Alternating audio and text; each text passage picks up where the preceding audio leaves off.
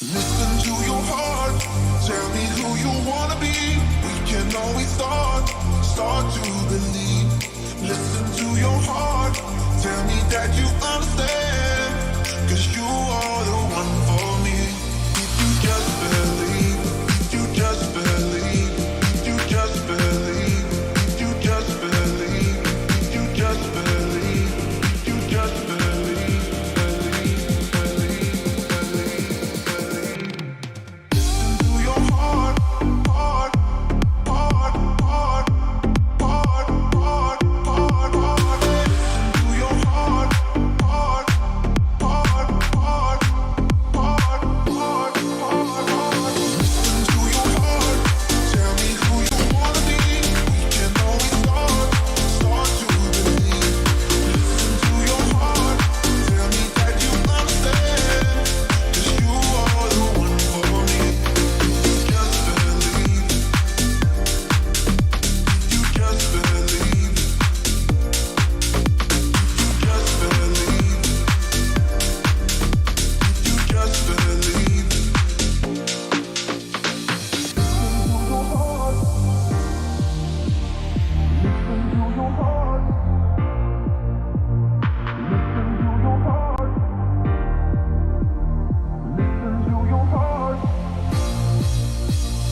Listen to your heart, tell me who you wanna be. We can always start to believe. Listen to your heart, tell me that you understand. Cause you are the one for me. You just believe, you just believe, you just believe, you just believe, you just believe, you just believe,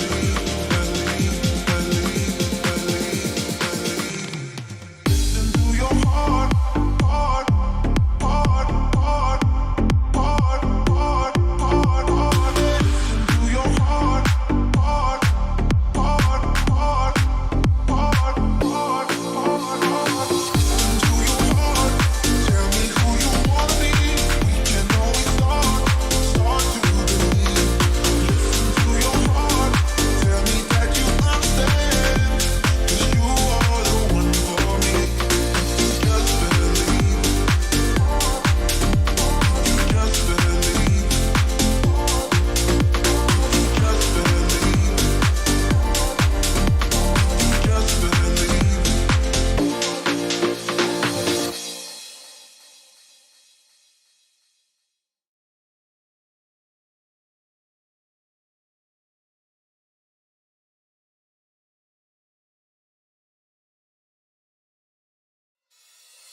Listen to your heart, tell me who you wanna be. We can always start to believe. Listen to your heart, tell me that you understand. Yes, people. Erling Haaland is set to leave Manchester City. No, I'm joking. I'm not going to do that just quite yet. Yes, people, welcome back to the stream for another show tonight. We're going to do a range of topics. We're going to talk tonight. Obviously, the main news of today with Manchester City is around the main guy at the minute, Erling Haaland. There's talk of an alleged release clause. Is it a special release clause that means he can go to Real Madrid? How big is the release clause? When is it active? Does it decrease? What is the plan? And of course, there's also reports about the salary that Erling Haaland is earning at Manchester City, according to Mike Keegan. And we'll get into all of that, and we'll also talk a little bit about last night's game against Copenhagen in the Champions League. A pretty professional, convincing win, 5-0. I don't know what to say about it massively, other than it was a good performance. But we'll get into it, and we'll talk about maybe who we thought played well and who deserves a shout out, and what we'd like to see moving forward in that competition, because we're obviously now on 9 points. But I think the best place to start off, lads, I've got Luke and Joe here with me, is with Erling Haaland, the man you see on screen right now. He's obviously on 19 goals in 12 games now for Manchester City.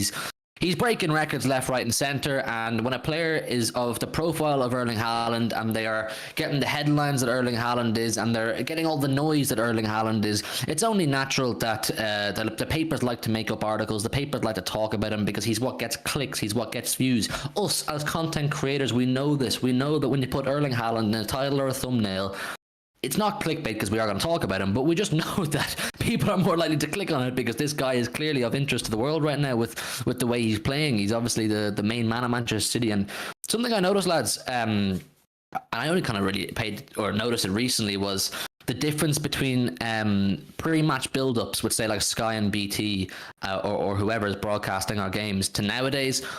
Or like back then, like last year even to now. Last year it was like, oh, what players will City look to score goals, and how will their build-up play go, and who's the most important, how's it going to go, blah, blah, blah, blah. Now 90% of the talk before and after and during games from live commentators is Erling Haaland. And like I said, apparently he has a release clause. But anyway, how are we both doing? Luke and Joe, both good? Yeah, Luke, it's been a while since we've had you. Yeah, it's been a while now. I'm enjoying the football so far. It's been nice to sort of, obviously each week's getting better and better. Obviously, it's Derby was a massive result. Obviously, I'm glad that we see 3 goals, but I think at the moment just to keep the momentum going, get the wins, get the points on the board in both Champions League and the league. It's just so important right now. So I'm enjoying football, mate. It's just brilliant. I'm going to games now, less stress than I was last season because I know we've got someone up front who's going to put the ball back of the net. So now I'm enjoying every minute of it so far.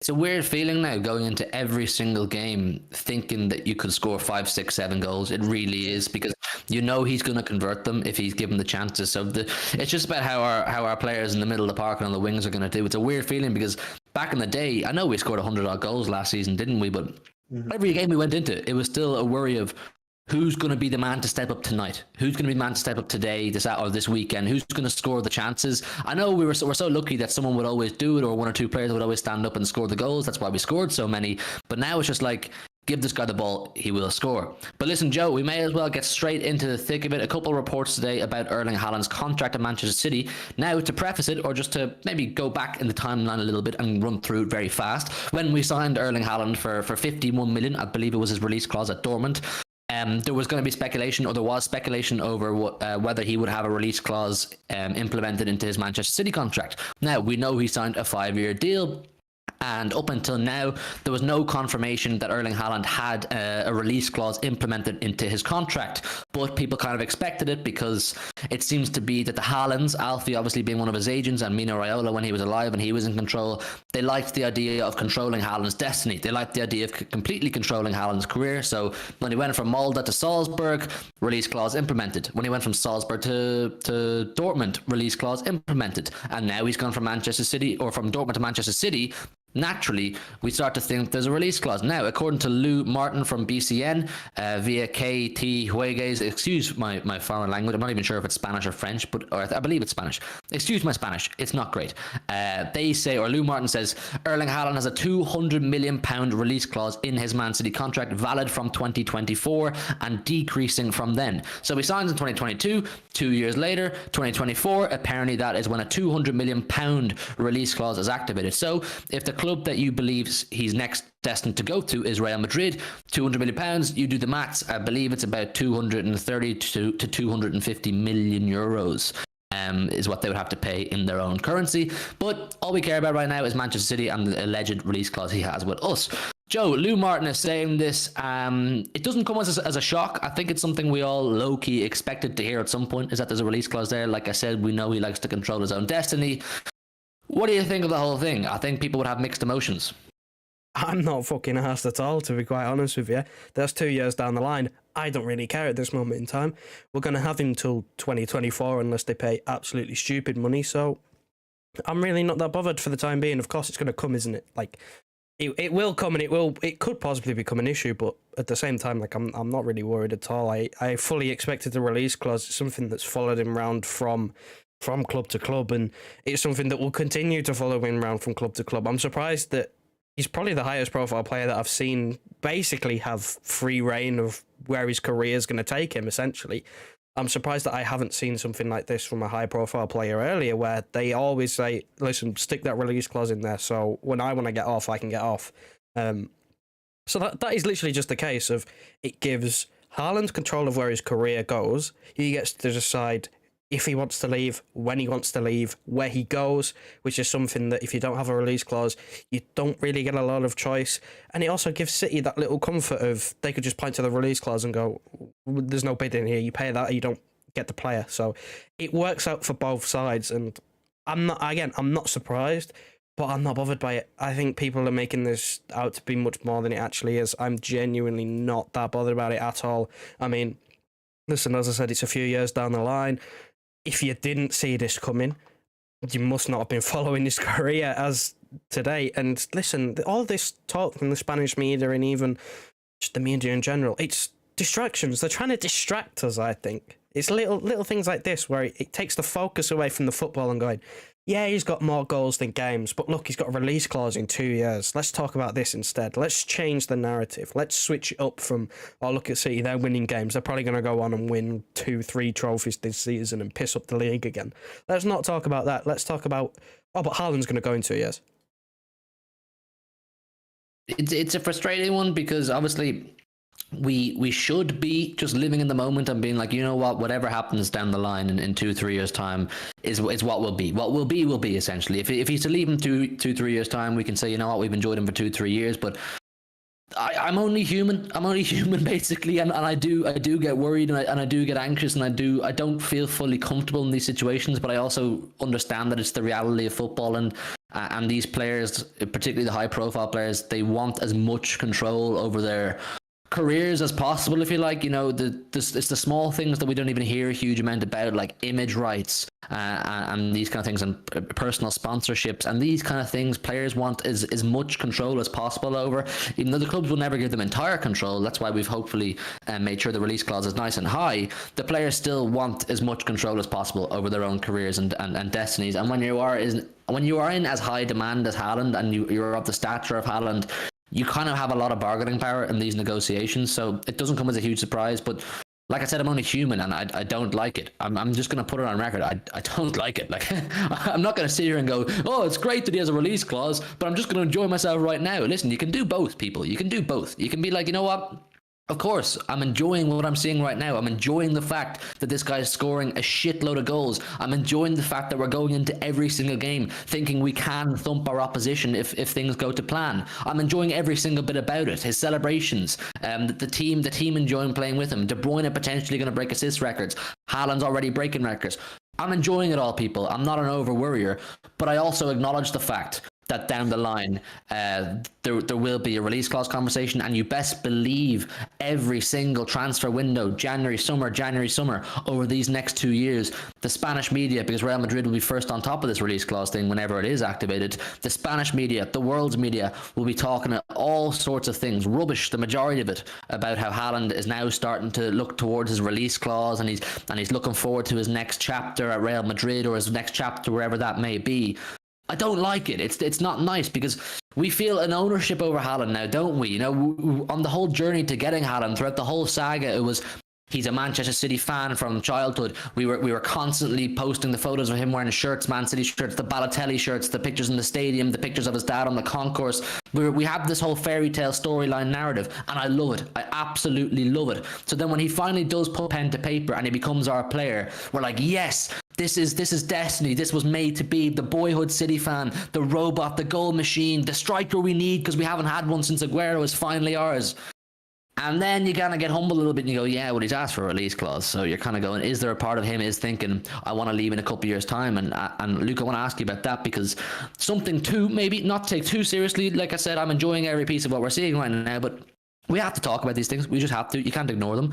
Alfie Haaland has made a number of comments in recent months about the fact that, you know, they're not against the idea of trying multiple leagues. Erling is open to new challenges all the time. And Joe made a good point to me earlier on in one of our group chats, or in the Discord server there, was that Haaland, we know Haaland as a personality has massive aspirations to go on and become one of, if not the greatest footballer of all time. Now, whether any of you in the chat or any of you guys here in the panel with me believe that is a possibility, entirely up to you. It's subjective. It's a footballing opinion whether he can be the greatest in the world. But Joe made a good point to me earlier on, which was that in order to do or to become that status of player, Haaland may feel that doing it in the Bundesliga and then doing it in the Premier League and then doing it in La Liga is possibly his best route in doing so. So does that make a departure from Manchester City more inevitable? I don't know. I mean, the whole thing is an interesting one. Bottom line, people, enjoy it while he's here. Enjoy it while he's here. Don't worry too much about it. We're just having the conversation. And as I said, get your thoughts in the chat. about the whole thing, because it's an interesting conversation. Anyways, Luke, Haaland release clause, they say 200 million. I saw someone else speculate 150 million. Either way, it's a pretty extortionate release clause, but something that stands out to me is the word decreasing, so it will probably get lower as the years go on. Yeah, I'll be honest with you, I wouldn't be surprised if he signs a new deal. Maybe not this season, maybe next season. I feel like if we win a league this year, a Champions League, I think he might sign a new deal and be still on for I reckon about 5 years. I can't see him going in 2 years. I just feel like, because by that point he's 24. He then goes to La Liga. Let's say it's all hypothetically, right? So let's say he goes to Madrid. Is he staying in Madrid for 8-9 years? Probably not, because I just don't see how it works. I know I'm not going to go at Madrid fans here, by the way, because I'm not saying they're bad fans or anything, but I just feel like they always demand so much, and it's not very. They haven't really got many cult heroes or players that they love so much like that. It's very much. It's all quite like it's more like a business over there than actually, a real like club behind the place. That's my point of view. I could be completely wrong there, but that's the way I look at it. For me, I don't see why he would leave after 2 years anyway. Like, obviously, it's a release clause in there. I understand why he's put it in there, because a lot of players have him in there now. As a way, like, if the club can't be stingy with them, and in a way, it works out for us as well. Obviously, it's decreasing, but I imagine like it'd be like a time where he signs a new deal, maybe a 2 or 3 year extension. I can't see it being a 5 year, but I reckon it'd be more of a 2 year thing. Maybe he might sign new deals depending on how much he loves the club. But from what I've seen so far in that, he's a fan. He loves his club so much. Like, you can see how much he loves scoring in the derby, how much he celebrates Foden's goals. Like, this man isn't going to just bugger off after 2 years. I can see him being here for at least a good 4 or 5 years. Maybe even try and beat Alan Shearer's record in a quick amount of time. I think he might actually try and do that. Beat Shearer's record, get the top goal scorer, break more records, then say, you know what, I've won the league titles here, I've won the Champions League maybe once or twice. They might move on. That's probably when I'll see him move on. I just don't think he'll leave after 2 years. I think it's far too early.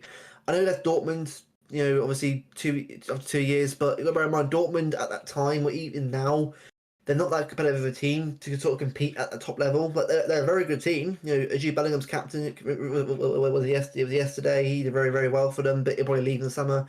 They're a good team, Dortmund, but they're never going to get him to that high level. And City are that top level. Like, right now, wherever he goes next is there. You won't go any higher right now unless you go lowest, like a different team in the country. So for me, I just don't see him going after 2 years. I'm perfectly chill about it. Look, I understand, obviously, like you yourself, you're obviously worried about it. I completely get that, because you hear release clause, you think you're going to leave, but release clauses are never meant to be done straight away. They're only done if a player wants to leave the club. So if Haaland wants to leave the club, then I reckon that's when you probably start thinking about it. But until then, I'm perfectly chill about it. I'm enjoying every goal he scores for us. Bottom line is, when a player demands a release clause in his contract, it generally means that they don't intend on staying. You know what I mean? It's if a player plans on staying long term and is pretty comfortable to settle down for at least the foreseeable future, they kind of go, you know what, I don't need a release clause. I mean, if he planned, or I'd much rather a situation whereby he signs a 5-year deal with no release clause, and if he wants to leave at some point, he can run down his contract. City aren't going to hold on to an unhappy player. If it came to a situation in 3 years' time anyway, which I think he'll do at least 3 years anyway, I don't think he'll leave after 2 either. I think City would say, with 2 years to go, fine, you can go. That's the way we operate. We don't like to hold on to happy players. I don't think we would stop him from going as long as we get the fee we want. And I think Real Madrid are probably stupid enough to cough up the fee, because Real Madrid, being the club they are, they believe that they should be in or around, or definitely signing all the world's hottest prospects. They've got that arrogance. They feel that they have an entitlement to signing these players, so they'll just cough the money. I mean, we saw what they were offering for Mbappe. I think that transfer is now never going to happen. I don't think we will see Kylian Mbappe ever go to Real Madrid. So where are Real Madrid going to put their eggs now? What basket do they throw them into? Immediately they will turn their head to Erling Haaland whenever the first sign of opportunity arises, and they probably will throw 152 million at it, or 200 million at it. And if that time comes, this is all hypothetical, people. I'm not sitting here saying Haaland's going to leave, this is turmoil, this is disaster. This is just hypothetical conversation based on the news that we got from Lou Martin today. But we will look at it and go, you know what, if we get 200 million for Haaland, we bought him for 51 million, you turn over a profit, and you'd have to have a certain level of confidence in the scouting system we have in Cheeky, in Ferran Soriano, and Omar Barada, and even in Pep Guardiola as well, that, you know, the recruitment will be sufficient to replace him. And then we also have the small matter of Julian Alvarez, who's an up-and-coming around the same age as Erling Haaland. He's someone who's learning off Haaland all the time. We're not going to be like... Us without Haaland will not be a disaster. I still believe us this season without Haaland, we are right up there for winning the Premier League, and we're definitely one of the favourites to win the Champions League still. It's just having Haaland now has put us to a different level. We were fine before Haaland, and we'll be fine after Haaland, but of course, enjoy him while he's here. Listen, there's 28 people in the building right now. We're going to keep talking a bit about Haaland as well. Joe hasn't said... his full piece yet, I don't think. Make sure you've hit the like button if you would. It helps us massively. And of course, if you're new to the channel, subscribe. We're on the road to 4K. We're just over 250 subscribers off 4,000. So if you would help us on that journey to 4K, massively appreciated, you pack of legends. Listen, let's see who we have in the building. 27 people here. I'm going to read out some of your chats, get in your thoughts on Erling Haaland. And I just want to keep making it clear, this is not a stream where we're trying to get clicks and views and saying, Haaland's leaving, you should all stress. I'm not saying anybody should be stressed right now. The bottom line of this is absolutely enjoy him. Don't be worrying too much about what happens in 2 or 3 years' time. Enjoy the fact that this guy's going to put 5 past Southampton this weekend. And he's already scored 19 goals. Glennon, Julian in the chat, Rust Beard in the chat. Glennon says everybody's scared and want him to leave after 1 month. Listen, did you guys see, Joe, did you see there was a petition made with over 1 million to signatures? deport him. Deport him from the country, you mad. He was born here. What do you mean? Deport him. Get over it. Born in Leeds, isn't he? Born in Leeds. For those of you who aren't aware of what I'm talking about here, there was a petition made that's circulating around social media right now saying deport Erling Haaland or something like that, and it currently has over 1 million signatures. This just shows you how the rest of the footballing world are just absolutely petrified of what Erling Haaland is doing and is on course to do at Manchester City. So if that doesn't give you a bit of an insight as to what we can expect in the coming years of owning Erling Haaland, I don't know what will. You best believe as he keeps breaking more records, scoring more goals, and we keep achieving more and more things, hopefully winning a Champions League, you never know. The pressure from the world to somehow force Haaland out of Manchester City is only going to become greater because we said on this channel throughout the whole saga, we covered the whole saga, we said we think there's serious potential that if we sign Erling Haaland for us to become an unstoppable force. And now in football, I don't believe in an unstoppable force. I think any football team can be turned over. Football is to win football tournaments, you need a lot of things. You need, great teams, great managers, luck. Luck is a massive thing in these situations. But Haaland in this Manchester City team is the closest you're going to get, in my opinion, to an unstoppable force. I know you have the great Barcelona teams, and they were possibly an unstoppable force at their time or close to it. But at this day and age, right now, Erling Haaland with Kevin De Bruyne and the players around them, it's an unstoppable force. So people want to break that up. The media will want to break that up. Other club owners will want to break that up. The powerhouses around Europe will want to stop this madness of Manchester City dominating and winning Premier League after Premier League. I mean, if we were to see a world where Erling Haaland was to stay 10 plus years at Manchester City, we could genuinely win more Premier Leagues than Manchester United. They're on 13 right now. We're on 6, 7. If Haaland was to say 10 plus years, we could see a situation where City have more, Premier Leagues. Premier League since it became the Premier League. I think 22 is a bit ambitious. But we could have more than Manchester United. And it's these heritage things, these things that no one ever expects to be outdone or these records to ever be broken. They want to nip it in the bud as soon as possible. So you best believe your Perez's of this world, your Glazers of this world, your FIFAs, your UEFAs, whoever, the powerhouses in world football will want rid of this guy. They don't want him at Manchester City, and we fucking love it. We see all of you crying every time Haaland scores a goal. It's like a drug for us. It's like a high you get every time he scores a goal, and for you it's a massive low. I'm seeing all the tweets, I'm seeing the whole lot, and I fucking love it. The Nordic Meat Shield. Listen, I'm getting a bit carried away here. I am Guardiola says, I just want Haaland to play against Liverpool and absolutely destroy them. I hope he will be fit for that game. Listen, Haaland said himself, lads, that he expected something special. He thinks something special is going to happen against Manchester United, and I don't see why it can't happen as well against Liverpool. But listen, Joe, with the whole thing I'm talking about them wanting to get Haaland out of Manchester City to basically lower us a bit in terms of ability. I think it's a reality. Little old City have absolutely no right to be becoming a long-term force that we're looking like now. Well, long term, I don't think we will be because again, I imagine he'll leave at some point. He's not going to finish his career yet. But like for like minimum until 2024 when his release clause kicks in, that's minimum. Like unless he gets a season ender, like. What do you do? I suppose the only thing you can do as a fan is make a petition trying to get him out of the country because you can't physically step on the pitch and go and snap him in half, can you? So that is the only thing you can do from half. The whole deport him thing is just mental. Like it's crazy.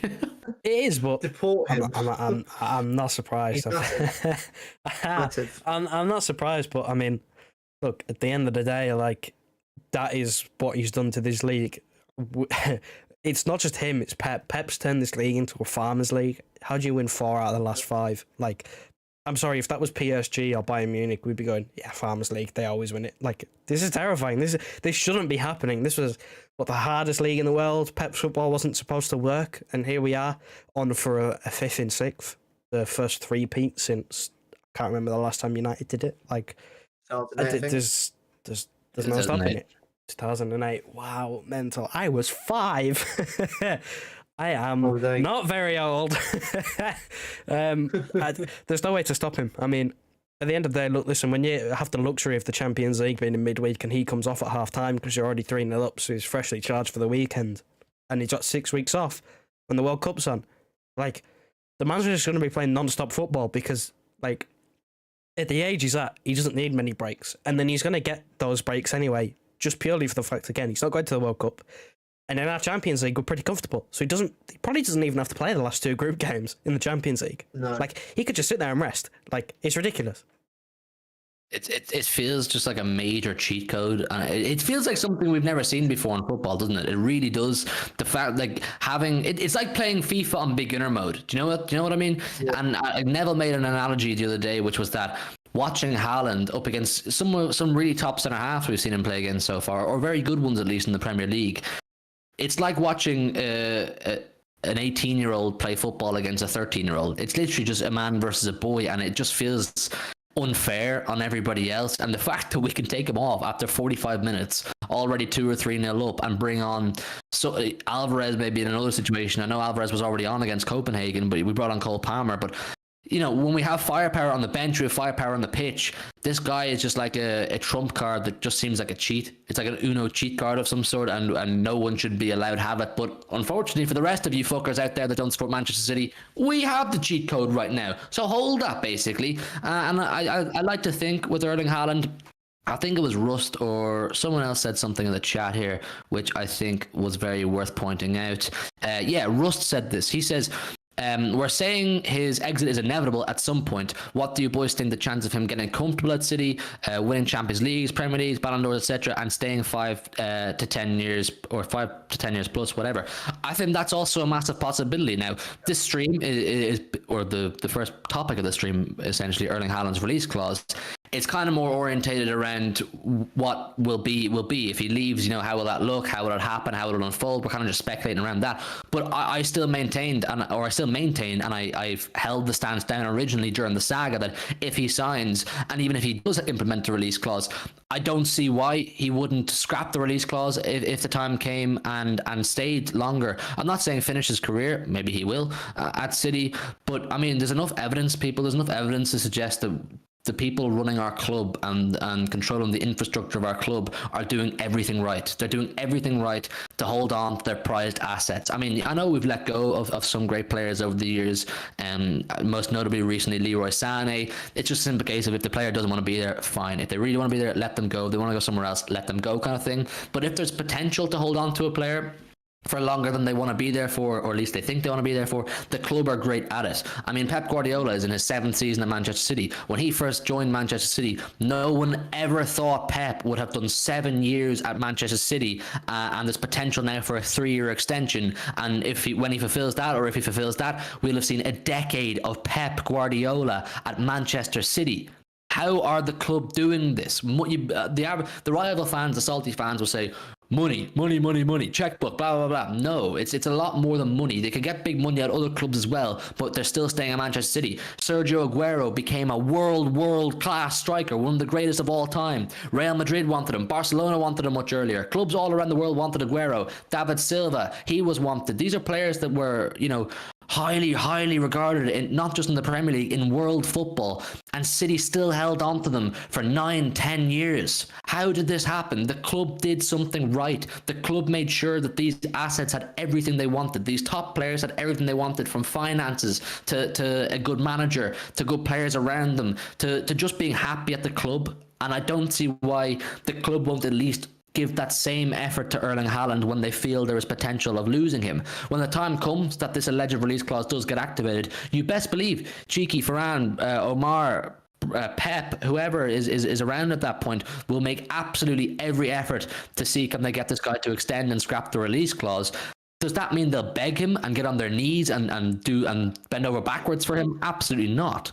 But what we can offer him, I think, is something he will consider. I don't think it'll be a case of, right, my release clause is activated, sin a bit, regardless of what we've won. Even if we won no Champions League, or we've won 2 or 3 Champions Leagues, who knows? I don't think it'll be that case. I think for Haaland, it won't be as easy a departure for Manchester City as it was for Dortmund. I think Dortmund he very much viewed as a development process, a development stage for him in his career, whereas Manchester City, I'm not saying it's his final destination, but it has more potential to be his final destination because of the size of the club, the direction we're going, the success we're having, sustained success, continuously bringing in great players, holding on to what I believe is the greatest manager of all time.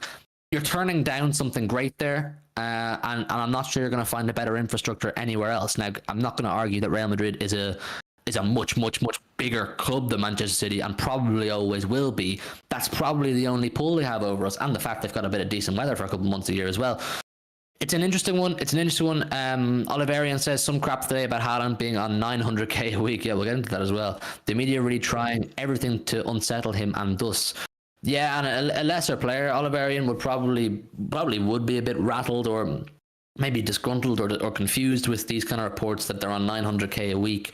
But the thing with Haaland is, and we've learned very quickly, the guy doesn't give a fuck. He does not give a fuck what anybody says, anybody does. The guy is ice cold. He has a different mentality to your average player. So I don't think he's taking this shit seriously. I mean, when he missed that chance against Liverpool and the world started laughing at him, saying he's going to flop in Manchester City, Rory Jennings was absolutely wetting himself. He walked away from that chance and just laughed. But listen, Luke, what else? Anything else to say in the whole situation? Well, yeah, going on to what Oliver said about the 900k a week thing, from what we'll look into it, I think a lot of that I reckon is probably just bonuses and add on to it. Because think about it, right, I imagine they put bonuses into his deal anyway, but I doubt it's on 900k a week though. I mean, I'm sure obviously you're on the same wage as De Bruyne, so, and that probably will stay the same throughout time there anyway, because both level of players will be the same. I just feel like that, Mike Keegan's done there, probably if you probably just added both of them together and tried to make a big headline. Now, obviously, it could be wrong that, but I doubt we're paying a player 900k a week. Because if that's the case, then why not just add De Bruyne's bonuses on then to his current wage? Why not add egregious wages onto it? I'm pretty sure you can do the exact same for every single player.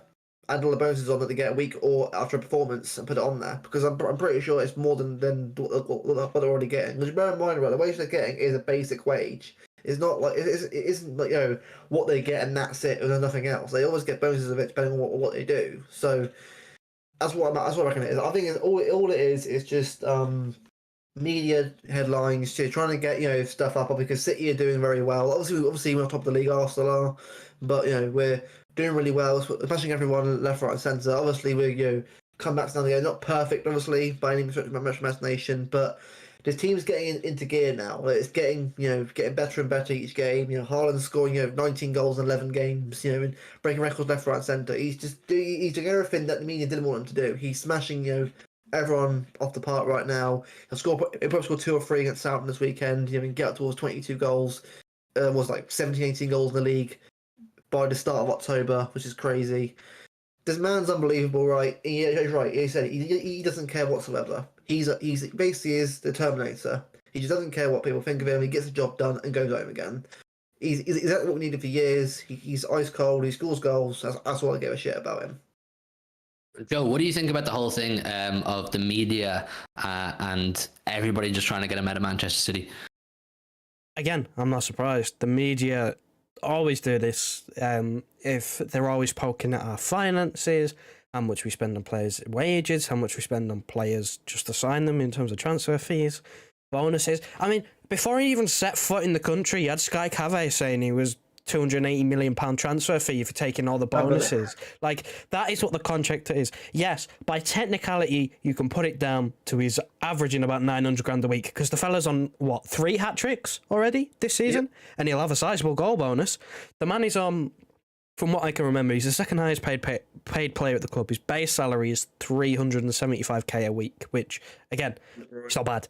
But that extra sort of 500k, goal bonuses, I doubt he has an assist bonus, but he's got a couple of assists as well. Like, he'll have a hat-trick bonus. Like, it's all bonuses. It's all incentives, which pushes him to do better. Like, if he's getting 900k a week because he's scoring goals, so be it. I'd rather him do that than us pay less money and he's not scoring goals, getting the bonuses. Like, it probably pushes him even more. I think the 900k is... I think the journalist who reported that is pretty good as well. I'm pretty sure they are not top tier, but I think they're the tier down from your Simon Baljoskis, you know, people who were close to the club. So I reckon it's fairly accurate. But he doesn't care. I mean, look, listen, again, he'd set foot in the country for a couple of days and there was already a front page headline about him doing his fucking Lidl shopping. Like, he doesn't care. He doesn't care. He was buying kettles and stuff. It was all over the pages in the newspaper. Like, he doesn't care. I'd say he's gotten used to this by now. Like, all it takes is a little bit of research to figure out that our players are constantly in the headlines. We saw it with... remember when we had Sterling? It was constantly Sterling. He's buying this. He's buying a house. He's flying, you know, he's doing Ryanair cheap flights on holiday and he's going shopping at Primark and stuff. And it's like, oh my God, would you leave the guy alone? Like... It's pointless. It's pointless. They're doing everything in their power to try and slow him down because if they're waiting for him to have another shit game. Because when he missed against Liverpool, it was Haaland flops, Haaland misses sitter, you know, Haaland misses open goal, Haaland puts it into Rosette. He hasn't had a shit game. The only game he hasn't scored in is Bournemouth. And he's still got an assist. One fucking game I've been to. You went to United. You got your revenge. Listen, you got your revenge on that one. But that, like, they're waiting for him to drop another stinker where he doesn't score. He has a bad game, just so they can put him on the front page. They're sick of him doing well because they can't just put on the front page every week. Oh, Haaland scores again. Haaland scores again. Because it's the same thing over and over again. They're waiting for him to do something awful, like, or get injured or something. They're waiting for something to happen, something to snap, and, you know, and he gets himself sent off or something like Darwin Núñez. They can put it on the front page to get clicks. They get articles out of it if he has a bad game. They don't get shit when he has a good game. You best believe every single thing Haaland does off the pitch as well, it's just going to be covered widespread by world media. I mean, you saw the video of him walking down through Salford. It's a video of him walking a 50-meter stretch, and this went completely viral around the world. Like, this guy, he's a new level. He's a new level of profile we have at the club that we've never had before, and I don't believe the league has ever had a profile like this at this age group. Anyway, I know when Ronaldo arrived back to Manchester United last summer, it was sort of similar, at least for the first while, until they realised he stinks, and Manchester United stink as well. But with Haaland, it's now a case of we have arguably the world's best footballer, young, coming into his prime in our league, playing for a club that people will just say don't deserve a player as good as Erling Haaland because, you know, they have no heritage and they don't know Champions Leagues, and it's unfair. City have this, City have that, and they're paying this kind of money and that kind of money, and the 900k a week thing that came out today, you best believe that's going to be talked about widespread. The 900k a week people, media and fans and YouTubers and all sorts of people are going to be saying, oh, it's ridiculous. We knew this was going to happen. We're like, how can anybody compete with Manchester City paying 900k a week to Erling Haaland? It's not fair. This is sports washing, blah, blah, blah. Shut up, man. Shut up. Laciel Blue makes a good point here. He says, sponsors are paying the bonuses, not the club. City would not implement these bonuses into his contract if they could not pay them. I don't believe he's getting 900k a week, first of all. I don't believe that. I'm sure he's getting sizable, very good goal bonuses. And the fact that he's scoring a fuckload of goals means his bonus is going to be a fuck ton. Do the maths, people. Every striker in the world has goal bonuses implemented into their contracts. If you score loads of goals, your bonus is going to increase. But the point Laciel makes here is that not all of his bonus money is going to be paid by Manchester City. All of his income does not come from Manchester City. I can't remember off the top of my head. Is he with Nike or Puma? I know he signed a new deal recently. He's about to sign one. Nike want him. Nike want him. There was a thing the other day, wasn't there, that they're going after him before they go after Harry Kane. Which again, thank you, Charlie Kane. Thank you. Praise be to God. Oh yes, haven't they put Harry Kane on the back burner because they now to want go for Haaland? They want Haaland. Yeah, exactly. I saw a tweet today from Spurs fans saying, "Oh, Kane can do what Haaland can do, but what can Haaland do that Kane can't?" Well, I'm pretty sure, right? Well, why is Kane not on 14 goals in 8 games then? So, yeah, you do the maths. The sponsors, the big companies, they have no loyalties to anybody. They really don't. They're like it doesn't matter how long they sponsor a player for, or how long the player has been around for. No player has a God-given right to a big sponsorship. Nike don't give a fuck if Kane has scored 7 goals by the 2nd of October. And for any normal season, for any normal striker, Harry Kane's current stats are brilliant. They're absolutely brilliant. To be on 7 goals as of 8 or 9 games in, it's absolutely fantastic. But the bottom line is Erling Haaland has blown that out of the water and doubled that. So Nike are clearly saying to themselves, this Haaland geezer is clearly probably worth a little bit more to us to sponsor. But the bottom line, the overall point I'm making here is City aren't paying every single cent of his bonus. Every time he scores a goal, it's not, oh fuck, City have to pay another 50 grand or whatever the bonus is. Whoever is sponsoring him, all his clothes sponsorships, his social media sponsorships, and whoever sponsors him on a daily basis for his boots, you best believe these players of high profile have daily sponsorships for what boots they wear to training sessions so they can be photographed, what boots they wear on match day, what clothes they wear around. There's so many small things that we as fans just simply aren't in the know about. We're not knowledgeable on because we're not involved in football business. So when we hear that Haaland's on 900 grand a week, all those Chelsea fans and United fans and Spanish media are going, these wankers, these bastards are paying 900 grand a week and they complained about Mbappe getting £1 million a week and they're doing the exact same thing. No, you don't understand. Mbappe owns PSG. Haaland is being owned by Manchester City. We're not paying all these wages. He's our second highest earner. I've already alluded to the fact that yes, he probably has a fat goal bonus. We're not paying him cheaply. You don't get the best for cheap. It's the creme de la creme. Cream rises to the top. The big hitters get the big money. But the Etihad are probably helping with it. Whoever else sponsors the banners around the stadium are probably helping with it. And it's not just with Haaland. When De Bruyne scores a goal, there's probably people help with his bonuses. When Phil Foden scores a goal, when Sterling used to score loads of goals, when he was hot property, Grealish. Yeah, definitely. Football business, people, it's not as straightforward as Haaland. When you see the headline, Haaland earns 900k a week at Manchester City, it's not as straightforward as that. It really isn't. So don't read into it too much. But I do just to be a bit objective and not too biased and protective over my club, I do concede the fact that we probably are paying him a huge amount of money on a weekly basis. It's just not exactly what you think it is. Just a little side note, actually, before I answer this question, Oliver, and I see your question, I'm going to answer it now in a second because I think it is kind of semi-linked. 35 people in the building with us right now.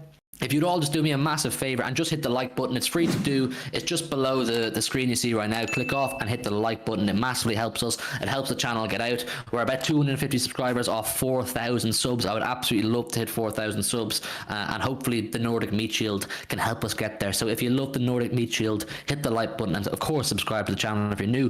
But Oliverian has a good question here, and it's something that people will continue to talk about for a long time, and we have spoken about it a bit recently. I did a stream on Never a Foul earlier on with Grizz and Ty and Mo and Statman Baines, great guys, and Jude Bellingham was the talk of the town on this stream. And with the inevitability of Jude Bellingham's departure from Dortmund becoming increasing, the conversation over where he's going is going to increase. Like we knew from the very beginning when it became almost confirmed Haaland was due to leave Dortmund, the conversations increased and more questions arose. And now it's going to be the exact same thing for Bellingham. Hot property gets hot questions. Oliverian. Question, gents, if that's okay. With Haaland's friendship, do you think we are in with a shout for Bellingham? Liverpool fans think he is nailed onto them. I've spoken about this quite a lot, but I like speaking about it because I think it's a really interesting one. I enjoy learning about football business. I know I just said we as fans don't know a huge amount about it, but I like to understand the market. I like to understand how the business works as much as possible, even though I'll never get a full understanding because I'm just simply not involved in that way. I like to learn what I can. Joe, do you want to take that one away? I'm doing a lot of talking. Yeah, I think it's all linked, to be honest. The whole Bellingham, Haaland, Pep. Like, I think if Pep goes, then you're looking at an early Haaland departure, and I think if you're looking at Haaland and potentially Pep staying on and doing a little bit longer than maybe people would have thought, then get the mates in. That's how we got Pep to the club in the first place. We got all his boardroom mates from Barcelona to get him in, right? And then now we've got Haaland, we've got Akanji from Dortmund already. Him and Grealish are forming a partnership. Him and De Bruyne are a pair that everyone's dreamed of, and probably in themselves have probably been like, oh, well, what if this happens, you know? And signing Bellingham, whom we know he's already good friends with, and apparently he's already been on the phone to try and convince him to join, would not only make us a better team, considering we're looking at the fact that the likely possibility of losing at least one, if not two, central midfielders come the end of the season. So that's an area that we need to look at for the next 1 or 2 years. With Bellingham, it'd strengthen us. And also, again, it's little things like if he's here, then maybe Haaland stays a bit longer. Maybe Haaland's like, oh, I've got a few mates here, you know, a few of my old Dortmund mates here. And Pep's, I'm going to sign a new deal. Let me, sign a new deal and stay on for an extra couple of years, see how that goes. So, it's one that I think will definitely be in the race. 100%. I think we will be in the race because, again, we are going to have to look at the attacking areas of the pitch, considering that if Barcelona decide to get their shit together and actually offer us some decent money, they'll walk away with Bernardo Silva. And Pep wants Gundogan to sign a new deal, but who knows what Gundogan wants? Who knows whether that'll actually happen or not? If Pep wants it, they'll probably do it. So I'm not, I imagine that as of right now, he's more likely to stay, but I reckon we will lose a player in that position because I think it just depends how fucking arsey Barcelona are at the end of the day, doesn't it? But I think we'll definitely be in the race. Obviously, you like to make the point that Grizz said that his family are Liverpool fans, so he wants to go to Liverpool and all that sort of shit. And Madrid are saying they've convinced him. And it's like, but you convinced Haaland very well, didn't you? Bunch of bastards. Yeah. Listen, we'll be in the race. I don't know how it's going to go because it's very uncharacteristic for City to go and engage in a bidding war. We know this over the last few years. If there's a bidding war, they usually look elsewhere and go, well, who else is about? But I think Bellingham is I know I've called him overrated a couple of times in the past, but he is almost like a once-in-a-lifetime player. Like, the ability that he has with the age that he has, the potential that he has, is unbelievably high. And, like, if you don't get him now, you're probably never going to see him in a City shirt. I think if you don't get him now, then Liverpool will snap him up, or maybe Madrid will snap him up, and you'll probably never see him anywhere near unless he's playing against us. So I think that we'll be in and around it. I can't confirm how confident I am because I don't know right this minute because I don't even know how much he's going to cost. But I imagine we'll be in and around, which again, it's uncharacteristic because we don't normally go for the bidding wars, but again, you kind of have to with a player like Bellingham. You kind of just have to go for it. I think if we bid 100 million for Bellingham, we get him. I think it's as simple as that. Yeah. I don't think it will actually be the crazy bidding war that maybe we would think it'll be. I think Real Madrid will throw their name in the hat for it. Will they get him? I don't think so. I don't think he wants to go to Real Madrid. I think he wants to come to the Premier League. As an English player, there's always more of an attraction to play in the English Premier League, especially at the young age. Even Bellingham could be on a similar mind frame to Erling Haaland, which is I could actually go to the Premier League at 20 years old, spend 6-7 years in the Premier League, and then go to Real Madrid. Like that's a long time, but I think you're right in the sense that if we don't get him now or next summer, we'll never get him. I think it's a simple case of whatever Premier League club gets Jude Bellingham will be the only Premier League club that ever sees Jude Bellingham. I think if he does do what I think he'll actually do, which is stay in the Premier League and not go to Real Madrid, I think whatever Premier League club, whether it's City, Liverpool, Chelsea, United, whoever he goes to, is where he'll possibly retire or maybe finish at Birmingham, who knows. But on the Gundogan thing and the Bernardo thing, I believe that is why we will be happy to spend 90 to 100 million on Jude Bellingham, because we need to replace that quality. If one or both of them is to leave next summer, and at least one will definitely leave, I think less so Gundogan. There's a part of me thinks Gundogan will sign a new deal on the basis that he's doing his coaching badges. He's been given more time with the underage teams to coach, and I think he's slowly starting to look to the next part of his career, and merely having his presence around the club will only benefit us. And I think having him to mentor Jude Bellingham a little bit as well as the club captain will be good. But I think definitely to fill Bernardo's gap, Jude Bellingham is absolutely perfect. A young, tenacious, aggressive, talented, raw, potential-filled midfielder, box-to-box goal scorer. City will say, you know what, this is not just a player for the here and now, it's also a long-term investment. If we are to sell him on in 5, 6, 7 years and he's maximised his potential by then, you could say, right, we bought him for 100 million and we could sell him for 150, 160 million if it keeps going that way. So with Bellingham, I think the pull is just too big right now when it comes to Manchester City. I just think when we come knocking right now, it won't always be this way. It was never this way before, but I think with the whole infrastructure of our club, when we come knocking, you don't say no to Manchester City. You just don't. It's an opportunity right now you can't turn down to play with some of the best facilities in the world, some of the best players in the world, the best manager in the world, the best striker in the world, arguably the best footballer in the world. Jude Bellingham was his best mate at Dortmund. It's such a big pull. And when it comes to offering him base wages, which seems to be a massive talking point right now, is base wages of players, no one's going to beat City either. I mean, in terms of finances, we blow Liverpool out of the water. That's just the bottom line. We blow Liverpool out of the water. For size of club, I'll admit Liverpool have the heritage. They have a bigger history, that kind of thing. I won't hide from that. But in terms of what we can offer a young player right here, right now, we blow them out of the water. It's simple as. And also with Liverpool, they've just spent 85 to 90 million pounds on Darwin Núñez last summer. We all know how FSG operate. FSG, stereotypically, are tight arses. They're tight arses, they're penny pinchers, and they don't like to spend big cash. They panicked and spent that 85 million pounds on Darwin Núñez because they saw their biggest rivals right now, Manchester City, getting in the beast Erling Haaland, says, fuck, we need to go and get some beast of a striker of our own. That guy in Portugal looks great. Give them big cash. Hopefully it works. It may work yet. It hasn't worked so far. Are they likely to go out next summer and say to Dortmund, okay, we'll give you 100 million quid as well? It's not in the nature of FSG. Is it in the nature of Manchester City Football Club? It's not either. It's not. We've done it with Jack Grealish and that's it. But do I think Jude Bellingham's situation is an exception? I absolutely do, based on the fact that it's an investment for right here, right now.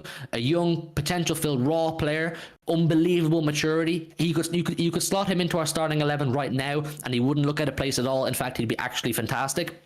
And he's also only going to get better. Put him under Pep's guidance, Jude Bellingham will become one of the best midfielders of all time. I firmly believe that. There's a ready-made system for Jude Bellingham at Manchester City. The project is there, the players are there, the infrastructure is there. Whereas if he goes to Liverpool, he goes to Manchester United, there's a rebuild there. There's a rebuild there, which a 20-year-old does not need that pressure. He should come in, learn under the guidance of Ilkay Gundogan, Kevin De Bruyne, Pep Guardiola. I just think it's too perfect not to happen. But then again, we also like to talk about the fact that maybe it's too good to be true. Is it too good to be true? Does Jude Bellingham actually fancy the challenge of being Klopp's anchor man in midfield and reviving them back to what they believe they should be? The whole Bellingham story, I think if you narrow it down, it's between City and Liverpool. I have massive confidence that you can't say no to City. I mean, Calvin Phillips said it. He said, I wouldn't have left Leeds. I wouldn't go anywhere. I just couldn't say no to Manchester City. I think Akanji was the same. Sergio Gomez probably the same. All players that were never promised to come in and be starting 11 players. Phillips was never promised to start for us. Akanji was never promised to start for us. Gomez never promised to start for us. Cancelo was never promised to start for us. But all these players simply could not say no to what we have at Manchester City. So you have to think that definitely applies to young Jude Bellingham too. And we said this as well with Erling Haaland, that a Pep's future at Manchester City will have a massive bearing on whether Haaland signs or not. We all agree that we don't think Haaland would have signed a 5-year deal at Manchester City if Pep hadn't given him personal reassurance that Pep was going to stay further than the remaining year in his contract. Jude Bellingham will not come to Manchester City, I guarantee you, unless Pep Guardiola gives him personal reassurance that he's staying, or unless Pep has already signed a new contract. That's simple as. There's a few things need to align here. We already have it. We think they're going to align. that's why, people. That's the end of my speech on Jude Bellingham. I think we will get him. Like I said, and Joe alluded to there, and Grizz says to me, he said to me off camera, he said to me on camera now as well, he thinks Bellingham really wants to play for Liverpool. I just can't see anybody right now other than, I don't know, Marcus Rashford, who's a Manchester United born and bred, other than Messi, who obviously wants to go to Barcelona, Trent at Liverpool, these kind of, players who love individual clubs, but players at the start of their journeys who want to win everything and want to be a part of great projects, there's nowhere better to be than Manchester City. That's the end of my preach. That's the end of my rant on Jude Bellingham. I have a lot of opinions. I have a lot of thoughts on the Jude Bellingham situation. It's a big if as well on Liverpool. I just do want to butt in because it's just come to my mind. They're sat in what, 9th? They're sat in mid-table. They're in a top 4 race. If now, I fully expect them to go on and get Champions League football. I'd be stupid to think otherwise. But if they continue to fall apart and they don't get Champions League football, 0 chance he goes there. Not a chance. Agreed. Listen, before we keep going, Luke, I'll let you talk in 1 second on the Jude Bellingham thing as well. I just want to say, while we have peak viewers, there's nearly 50 people in the building right now. It's genuine. It's great to have so many of you in here with us. Keep getting your thoughts in a few minutes. When Luke's said his piece on Bellingham, I'm going to read out some of your chats. So get in your thoughts on Jude Bellingham and his whole transfer situation, and smash the like button if you would. Smash the like button. It massively helps us. There's 45 of you here right now. We can get up to 50 likes. We're 4 likes off 50. Get it up to 50. Subscribe to the channel if you haven't done so already. We're about 250 subs off 4K. Would love to hit 4K as soon as possible, and we would love to have you join the 894 community. Thank you very much. Luke, Jude Bellingham, what do you think about the whole thing and everything? I just preached for a long time. Summarize and give me your thoughts. Well, I think I said I pretty agree with you, but yeah, I just feel like for me it makes too much sense for him to go to City because I'm hearing all this Liverpool talk. Okay. I've had nothing in terms of sources or stuff to back that up. Same with Haaland, Real Madrid. Same again. I mean, I said, was it this time last year? I got a few people doubting me, which is fair enough. But I said Haaland would join City. I was confident, and I literally died on my sword for him to go to City. I immediately thought straight away City. Now I know a bit people can be wrong about that, but for me, Jude has everything he needs at City to be a best player. He has Pep Guardiola. He has Erling Haaland, his best mate. He has Phil Foden, who also a good mate with, and Jack Grealish as well, and Calvin Phillips. He has all the English players around him that can help him develop and grow. He has Kevin De Bruyne, obviously, next to him, the best fielder in the world, to help him develop on his assists and passing, all his all-round skills. It makes far too much sense for him not to come to City. Like, Liverpool are a great club. I'm not going to sort of say here and say they're not.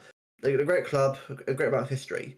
But right now, they're a team that's currently in transition again. They have to get new players in to bring other players out. It's so much going on. And I think, did you really want to wait 3 or 4 years to get that team back to where it was again? I just can't see that happening. Unless Klopp convinces him, no, I can't. I just think, for me, Jude Bellingham, Man City, makes far too much sense. And I can see, a bit like the Haaland deal this year, you'll start seeing news bits, obviously, from like the build and now and again, like, oh, Jude Bellingham, talk to Man City. We'll start getting little pieces here and there for the next few months. Obviously, it's how I see it going down. You'll see bits about that Jude coming out to going to City. Little ones here and there. Obviously, more obviously from Liverpool side. I was going to Liverpool, Real Madrid. You keep seeing this for months now, but I reckon at some point, a bit like Jack Gorn in March. You'll see something out of nowhere like that. Jude Bellingham to City, just agreed deal. I think you'll see it happening again. It just looks like the same situation again and again. And I agree with you, Hugh. I just think Jude Bellingham to City, it makes too much sense. It would be unbelievable for us. I think even at now, at such an age, such maturity, I'm so impressed by him. I'm a big fan of his already. I know obviously everyone's a big fan of players who's doing really well, but Jude, he's hit me because I relate to him so much. I know he's younger than me, but he's how I like to be as a player. So mature, level-headed. Isn't it about his own hype? He's someone you can relate to. It's just that kind of player that you want to see do well, and he would fit perfectly at Manchester City. So for me, absolutely yes. Jude Bellingham to City. It makes far too much sense, mate. Joe, what do you think about the whole thing? I preached there for a long time. I want you to give your thoughts on everything I said. It makes sense, but sometimes it just isn't to be. Sometimes, for as much as now, I was really negative on Haaland, but for as much as it made sense when you took all things into account, I still wasn't that confident because at the end of the day, again, this thing about bigger clubs, sometimes that can be the difference. We have incredible pull at the moment with the fact that we are the team that is winning everything, pretty much everything. We still haven't done it in Europe yet, but domestically we are dominant. But there's always this thing about Liverpool where they're the bigger club. There's this thing about playing under Jurgen Klopp, which I don't understand, because he's never been the best manager in the league. Never has, never will be. And the thing about Real Madrid as well, Galactico signing, name up in lights. If you do well, you automatically get like bonus points on Ballon d'Or voting and individual awards just because you play for Real Madrid. Like, that happens. They have incredible pedigree. They are, I think they won the Champions League the most.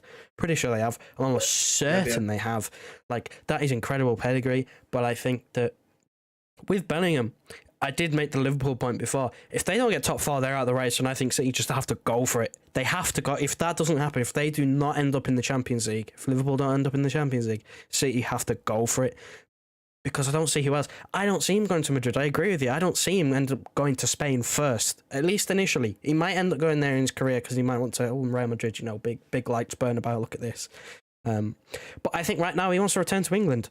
I think that's his goal, to establish himself in the Premier League. He could have gone there. There was interest from Man United before he went to Dortmund, but of course he ended up choosing Dortmund because he's smart, he has brain cells, he doesn't want to go through a 10-year rebuild and still be rebuilding.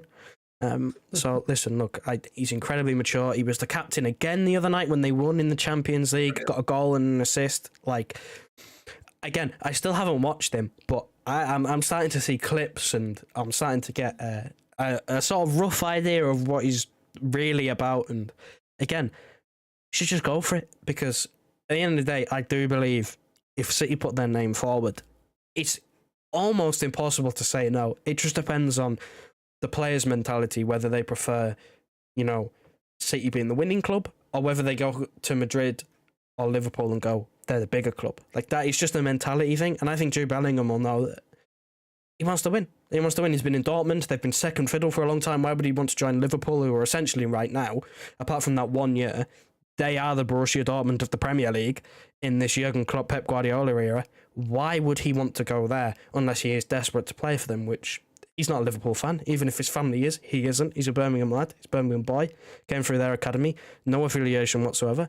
I think it's incredibly hard, if we put our name forward, for him to say no. Listen, throughout the Haaland saga, yeah, when we were going through months and months of, will we get Haaland, will we not get Haaland? Where's Haaland want to go? Who's he going to play for? Who's going to bid for him? Does he have a release clause? Does he not have a release clause? Nobody knows. He ended up coming to City. But throughout that whole saga, I'll be honest with you people, for those of you who were around with us throughout that whole saga, who were tuning into our streams and our videos at that point, I flip-flopped. I flip-flopped more than a pancake at that point. One day I was saying, we're getting them, people. Trust me, we're getting them. The next day I was saying, I don't think we're getting them. I was losing confidence. I was saying, we're not getting them. But when I say this, I mean it, people. When I say this, I mean it. And listen to me loud and clear. I really, really, really believe we will have Jude Bellingham at the club next season. It's just perfect. It's a match made in heaven. I preached there for about 5 minutes straight. Rewind and watch that if you haven't done so already, or if you missed what I said. I think it's just a match made in heaven. Bellingham to City. The stars are aligned for Bellingham to come to City. Joe was right.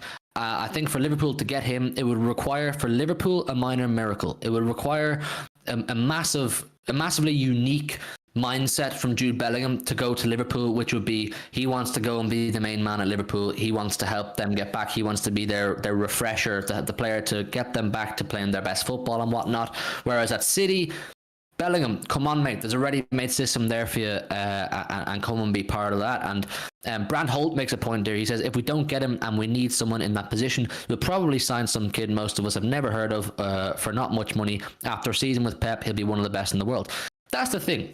Whilst I said I'm very confident and I actively think we will have Jude Bellingham at the club next summer, I believe we will buy him. I think City will simply just outprice Liverpool, both in wages and in the payment package we offer Dortmund.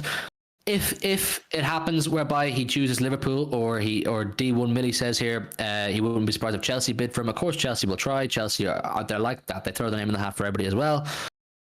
We will. We know the track record of our club, which is we're fantastic at going out and finding hidden gems around the world that aren't on many people's radars and turning them into class players. I mean, I've said it so many times. Most of our team right now is built of players who were good wherever they came from. They were good players at their previous clubs. Cancelo at Juve, Gundo at Dortmund, Bernardo at Monaco, and all these players. And we've turned them into world-class players. So there's nothing to be worried about. If we don't get Bellingham, you don't shit yourself and go, oh, we've missed our main target. Trust the process, people. Trust the people pulling the strings at our club and whatnot. Listen, I think we might have just hit 50 likes. If we haven't hit 50 likes already, people, get it up to 50. Smash the like button. Subscribe to the channel if you're new. I'm going to read some of your messages here because a lot of you are very interested in the Jude Bellingham thing. We are at some point going to move on and talk about the Copenhagen game very briefly. Maybe some of you don't want to hear us talking about the Copenhagen game, but there's a few talking points from the Copenhagen game. But I'm going to read some of your chats here on it. Joe, did you put up a poll for Bellingham City like I asked? I did put up a poll. Do you want me to read out the results right now? It's been up for 6 minutes, 22 votes, and it is... Let's just end that one. 95% say yes, so I think that's what one person maybe said no. Maybe there's a Liverpool fan, straight Liverpool fan in here. So what we have learned from that poll, there's 50 people in the chat right now. Those of you who voted, you know ball. For the one person who voted no, my friend, you don't know ball. You don't know football. Listen, people are saying about Bellingham. No one cares, but Dano says no one cares about who's the bigger club. We know Liverpool is bigger. Bellingham wants to win. We are the dominant team in England. That's the overall point, really, isn't it? If he wants to win and he wants not guaranteed trophies, because no one's ever guaranteed trophies, but the closest thing to guaranteed trophies, Manchester City is the place to do it. Oliverian says only way it doesn't happen then is if we get dragged into a bidding war and City decide to walk away. Joe kind of alluded to that, didn't he? That City don't traditionally go for bidding wars. But, and whilst I agree that maybe it's not in our nature, I think there's possibly an exception with the Jude Bellingham situation, where it's not like you're going for a 27, 28-year-old who's in his prime, and you'll probably get 4 or 5 years out of him at his best, and that's it. With Bellingham, there is the potential that you get this guy at 20 years old, he'll be 20 when the time comes, and you can have him for 10, 15 years. It's a long-term investment. A genuine contender for a potential club captain at some point if he comes now at 20 years old, because think about it, 10 years' time, when he's 30 and he's been at the club 10 years. I know Foden will hopefully still be there. Fucking fingers crossed, Haaland's still there. Jude Bellingham's a natural leader. Jude Bellingham's a natural leader. He's in the conversation. You know what I mean? There's one, maybe Joe, you might take this one because I'm not very familiar when it comes to, or my knowledge isn't great when it comes to the La Liga and the Serie A. But D1 Millie says, Hugh, do you think that Valverde would fit in at Man City? From what I've seen of Valverde, I think he's a really good player. He's quite a rounded player, but I think Joe might know a bit more about him. Would I be right in saying that, Joe, or am I making that up? I know a little bit. I haven't, again, he's another player. I haven't watched too much of him. He's playing out on the right wing for Real Madrid, which, again, he's versatile. He can basically he's an engine player. He is basically Bernardo Silva, but a bit more physically present. He's taller, stronger. But, Yeah, he is. I mean, look, he would fit, yeah, but I don't know if I'm right in saying this. New contract, possibly, or new contract recently. Maybe one being discussed. I know they're getting over Benzema right now, but I don't see a chance. I think once you're at Real Madrid, I know we've just gone on about Bellingham, about big club versus winning club. When you're at Real Madrid, it is so hard to find yourself going, I want to leave, I want a new challenge, especially when you're starting week in, week out. Like, it's Real Madrid. I don't see him going anywhere. Well, there you go, D1 Millie. Unfortunately, I couldn't answer that for you, but thankfully Joe has better European ball knowledge than me. Campbell says, wasn't Foden's contract extension meant to be announced this week? I think it's coming. I think it's coming very soon. I think it's a matter of weeks at this point before we get a Foden contract extension. It's not something I'd sweat over, people. Phil Foden's contract extension, it's not something I'd sweat over. It's pretty imminent, basically, to use journalism terminology for you, which a lot of you people like because you read the Twitter pages and the Twitter updates. Imminent is the word I would use for Foden. I have very good faith that Phil Foden is about to sign a very sizable extension at Manchester City, and it'll be on very substantially improved wages. Do you think we could get Saka on a free? Absolutely not. We're not getting Bukayo Saka free. Listen, Dano and Rebel or JXKE or YT, I don't know how you pronounce that properly. He says, big up you, thank you for coming in. Listen, 51 the building. We've just spoken about Haaland, we've just spoken about Bellingham. We're going to move on to Copenhagen briefly because my man, Super Jackie Grealish, people, I don't think I've ever showed the camera this properly, but in my possession, a match-worn Jack Grealish jersey, yeah. worn by the sexiest footballer around right now. And why do I point this out? Because he was man of the match last night. Deservedly so, Jack Grealish. Big up my guy. Listen, we beat He's got Copenhagen all the 5-0. receipts. All the receipts from the last 18 months. He's got them. What's going on? Let's do it. I backed him. I just want to say, before we talk about Copenhagen, all of you people who have been around this channel for a long time now, since the moment Jack Grealish signed, through all his ups, all his downs, all his sideways, all his roundabouts, I backed him. I loved him. I nourished him. I predicted goals. I predicted performances.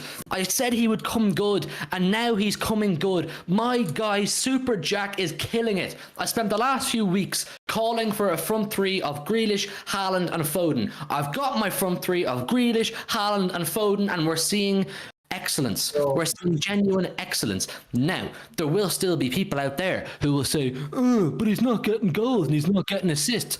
When I say this, listen to me, suck your mum. He is playing absolutely fantastic football. If he never scores a goal again, if he never gets an assist again, but plays like that every single week, I'm a happy guy. I'm a happy fucking guy because Jack Grealish is absolutely killing it. I'm really happy with Jack Grealish, and I want my flowers. From those of you who've been here a while, I want you to back me up and big me up in the chat right now and say, Hugh, you were right. And for those of you who doubted me and doubted Grealish, I want a sincere apology. No, actually, no apology, but back me up in the chat. You know, give me my flowers. Listen, lads, 5-0 Copenhagen home game. You can see our player ratings up on screen right now. Joe makes them, so if you don't agree with them, give the guy below me the stick. Shout at me. shout at Joe if you don't agree with the player ratings, because I had absolutely no part in them. Luke, may as well start with you. A very convincing professional 5-0 win over Copenhagen takes us to 9 points in our group, all but qualified. Now it just remains to be seen if we will get top spot. I firmly believe we will. But listen, last night, Grealish man of the match, Haaland and Brace taken off at half time, Alvarez got one, Mahrez got one, and there was an own goal, of course. What are your thoughts, my friend? Well, I was very impressed. To be honest, it went exactly how I thought it was going to be, because I thought Copenhagen I think Copenhagen are a good side. I think, I think they're lucky to be in this kind of group with Sevilla. Well, Sevilla are playing crap right now, but it's still Sevilla are a good team when they're on their day, and Dortmund and us. I do feel for them. I'm sure they are a very good side. I'm sure they do a lot better in a different group, but you can just see the quality. Like, Haaland is just he's just a robot, isn't he? He's just a Terminator in real life. He just scores goals and then take him off when job's done. I'm just so pleased. I'm so pleased with the result. Just to get also for Alvarez as well to get a goal. He was another goal for him. Another start for him. Another goal. It's just good to see the other players in the squad are getting opportunities and they're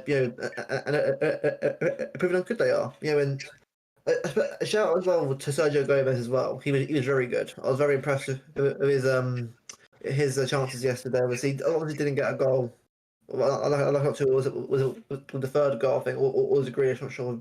Shot that for the third goal, but I was very impressed. Everyone did very well, and we gave De Bruyne, Foden, and all that rest. And it's important, especially for Saturday. So. It was, I wouldn't say it was, unbelievably insane, but it didn't need to be. It was a professional performance, 5 goals, 5-0 win, all but confirmed now for the group. I think if we beat Copenhagen next week, obviously, and I think we're through, obviously beat Dortmund in Germany, confirmed the group to the top of the group. So it's going really well, man. I'm very impressed. Everyone performed really well. Listen, Joe, you're getting a little bit of stick in the chat for some of your player rating selections. Blue Chand, he says, Hugh, my brother, keep up the good work on the Big Six. Blue Chand, thank you so much. Genuinely, really appreciate your support on the H94 here and on the Big Six and any shows any of us ever go on. We always appreciate all of your support massively. Genuinely, we love doing this. We love chatting to you people. We love when you get involved in the chat and give your thoughts. It makes the whole thing a lot more fun for all of us, doesn't it? So smash the like button, subscribe, and join the community. Be part of this fantastic 1894 Manchester City and just football and community. We sometimes talk about other clubs and what's going on in the world of football. But listen, Joe, like I said, some people are saying Grealish, or D1 Millie says Grealish should have got at least a 9, and also Sergio Gomez should have got a 9 as well. Dana says Grealish, 8 question mark, he deserved an 11. 11. You can't even score that. You can't even score an 11, but Dana says you should get 11. Listen, Joe, why don't you legislate for some of your player rating selections, not just Grealish and Gomez? Why don't you run us through why you chose some of those ratings and maybe talk about who you thought played well, who you thought played shite, whatever you thought, man. You let me know. I've just seen the comment from Dan there saying why the star not next to Jack Grealish. I had put genuinely, I'll tell you the reason why the star's not next to him for man of the match, because it was next to Haaland, because it's been there practically the whole fucking time, because when he's the geezer not man of the match, and I moved it for Grealish and I forgot to save it, so that has been changed. Thank you for reminding me. But listen, 7s and 8s across the board, 7s for the 2 centre halves and the goalkeeper. I'll tell you exactly why I thought that, because the phrase that we often use around in these sorts of games is we didn't get out of first gear, or we didn't get out of second gear. We didn't even get out of fucking neutral. They were shite. They were awful. Like, we didn't have to try. As soon as it goes 2-0, it's like, right, let's just walk about a little bit now. Like, if we'd even tried, like, essentially, if we'd even given a shit in the second half, there may be a few ratings higher, but we didn't even get out of fucking park. We were stationary. Like, it was so easy. They were so bad. Like, they haven't scored a goal in the group yet. I wasn't expecting them to cause us any troubles, but I mean, come on. You've let this mutant score twice again. He got his hat-trick robbed by a defender sticking it in his own goal. Unfortunate, but it is what it is. He can't score a hat-trick every game, unfortunately, as much as it would be just funny to go and laugh and go, well, he's fucked it, and he's fucked football over. He's a flop. He's a flop. He's a flop. He's a flop. You can't not score a hat-trick against Copenhagen and expect to get any fucking flowers. Listen, no one played poor. No one had a poor game. I just think, for me, Grealish was still man of the match. And I thought Gomez, I think he got City's man of the match, like the EA Sports man of the match. He was very good again, proving that he is capable of filling in for Kyle Walker, who I never wish injury on a player, but I'm almost glad he's got that confirmed period out, so he's not trying to play on an injury now. And Gomez has proved to me, at least, right, he already proved to me in the couple of appearances that I saw before, but he could take that role.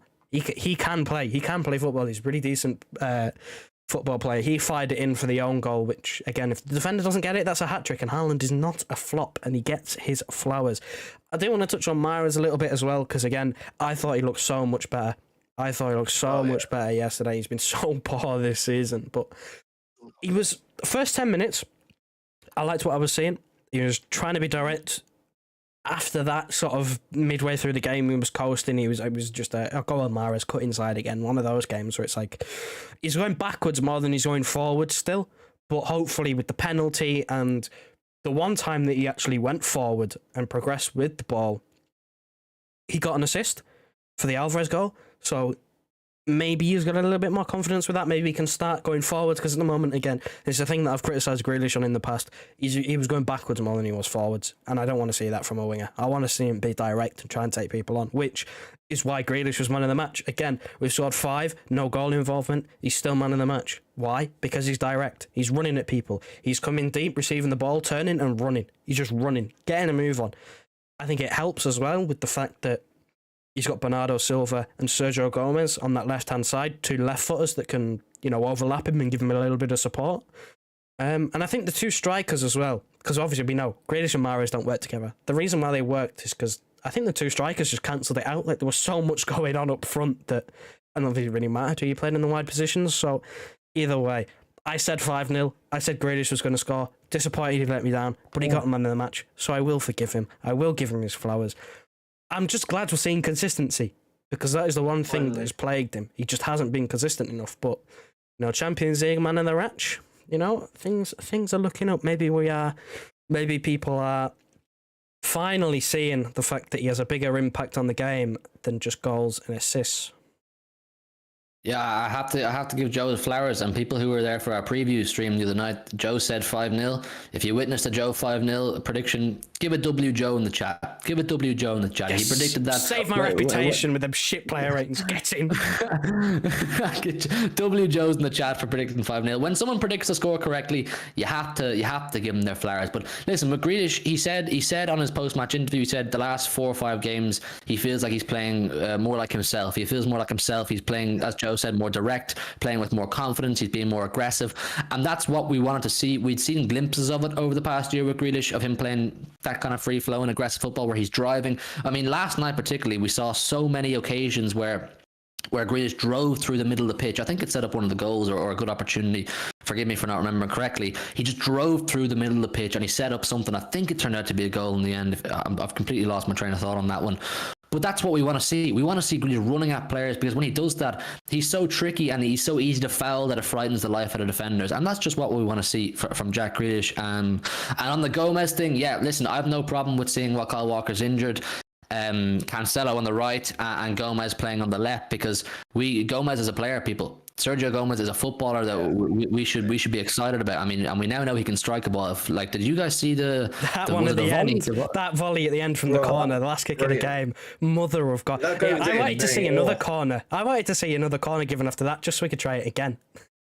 Also, City fan as well. Listen. Big news, we've just hit 3.75k subscribers. We are officially 250 subscribers. We're on the home stretch away from 4,000. Genuinely, while there's 40 of you here still with us right now, we're going to wrap it up soon, because it's 10 to 12, 10 to midnight here in UK time and Irish time, obviously. I just want to say a massive thank you to absolutely everybody for your support, everybody in the chat who comes in regularly. Some new faces tonight. Great to see some new faces coming in.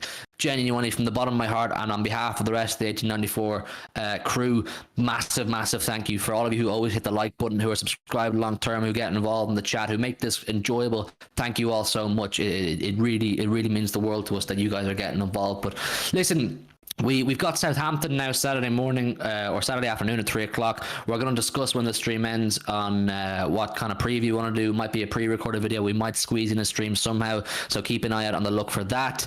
But listen, in terms of just every competition right now, it couldn't be better. We're thumping teams. We're scoring a lot of goals. The minor defensive issues we thought we had at the start of the season are slowly starting to filter out. We're looking more solid defensively. Things are looking good. Fingers crossed we get no more long-term injuries and everyone can stay fit and we can keep competing and keep looking good. Manchester City is a fantastic club to be a part of right now. It's a fantastic place to be, and I hope all of you Blues in the chat are enjoying Haaland, enjoying De Bruyne, enjoying the football they're seeing, because listen people, these are special times. These are special times and they won't always be as good as this, so please do your best to appreciate them while they're here. Like I said, keep an eye out for our Southampton stream. Massive thanks to Luke tonight for coming on again. As always, pleasure to have you. Joe, great to chat to you as always as well. Listen, I think we're going to wrap it up. It's been a fantastic conversation. Like I said, thank you to all of you for coming in and getting involved in the Haaland conversation, the Bellingham conversation, and a bit on Copenhagen there at the end. We didn't want to spend too much time on Copenhagen because it was a bit of a straightforward win, wasn't it?